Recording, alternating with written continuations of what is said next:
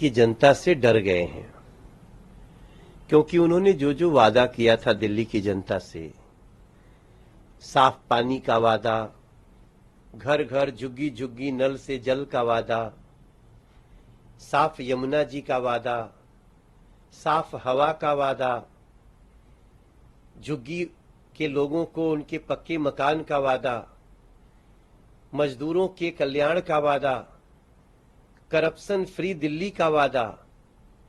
कहां तो मांगते थे कि कोई करप्शन करे, पैसा मांगे तो हमें वीडियो भेजो, और कहां अरविंद केजरीवाल जी का ही पैसा मांगते हुए वीडियो आने लगा।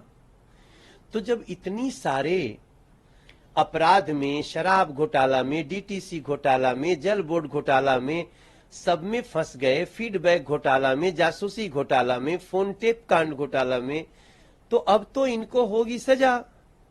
दिल्ली की गलियों में जाएंगे तो लोग, हो सकता है इनको चप्पल लेकर दौड़ा भी लें। तो ऐसे में अरविंद केजरीवाल जब करेंगे तो क्या करेंगे?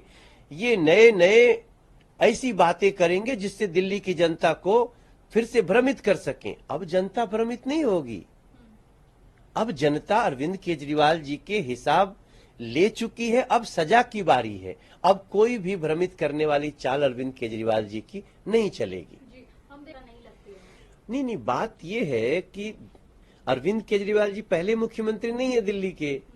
इनके पहले तो शीला दीक्षित जी थी, जिनके बेटे हैं संदीप दीक्षित जी।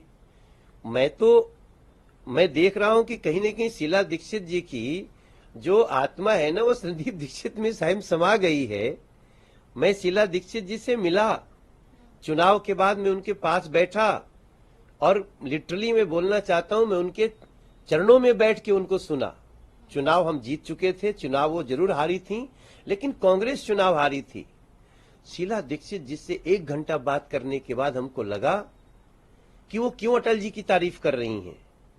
इसलिए कि वो अटल जी के समय में, जब देश में केंद्र में बीजेपी का शासन था, तब भी शीला जी को, कांग्रेस को दिक्कत नहीं हुई।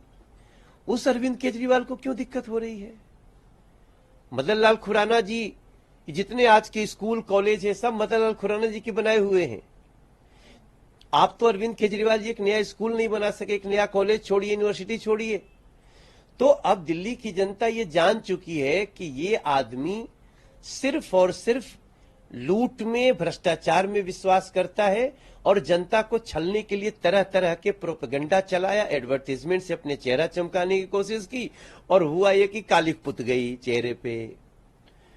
आप देखिएगा 2025 में देश के प्रधानमंत्री नरेंद्र मोदी जी रहेंगे, और दिल्ली में दिल्ली के भाई बहन, झुग्गी के लोग, गरीब से लेके मध्यम वर्गीय से लेके सब, किसान से लेके किराएदार से लेके जो ये अनऑथराइज्ड कॉलोनी के लोग लेके सब लोग बिठाएंगे बीजेपी को, और 5 साल में हम इस दिल्ली को इसी नियम कानून के तहत दुनिया की सर्वश्रेष्ठ राजधानी बना देंगे। ये भारतीय जनता पार्टी का वादा है। G20 समिट यूज किया जा रहा है। अब इससे देखिए, फ्रस्ट्रेशन के चरम सीमा पे क्या निकलता है? अरे G20 पूरी दुनिया का अध्यक्षता भारत कर रहा है, और जिस पार्टी को इस पे गर्व नहीं होगा, वो समझ लीजिए कि वो कितना बड़ा भारत विरोधी सोच रखता है। कांग्रेस में बहुत सारे लोग, उनको भारत से और भारत के वैभव से प्यार ही नहीं है।